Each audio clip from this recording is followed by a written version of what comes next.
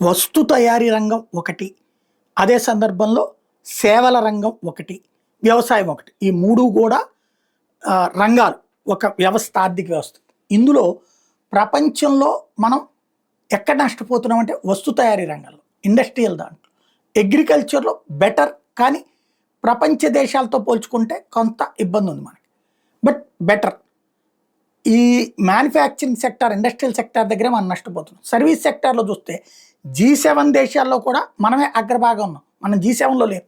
అయినా కూడా యాక్చువల్‌గా PMI అంటారు, సేవల రంగంలో వృద్ధికి సంబంధించి. ఇది 50 కంటే ఎక్కువ PMI అంటే సేవల రంగంలో వృద్ధి అన్నట్టు. దాంట్లో చూస్తే భారత్ 60.1 ఉంది, ఇటలీ 54.2 ఉంది, జపాన్ 53.7 ఉంది, యునైటెడ్ కింగ్డమ్, బ్రిటన్ 52.9 ఉంది, జర్మనీ 52.5 ఉంది, అమెరికా 51.4 ఉంది, కెనడా 51.1 ఉంది, ఫ్రాన్స్ 50.1 ఉంది. వీటన్నిటిలో G7 దేశాల కంటే మనమే అగ్రభాగాన ఉన్నాం.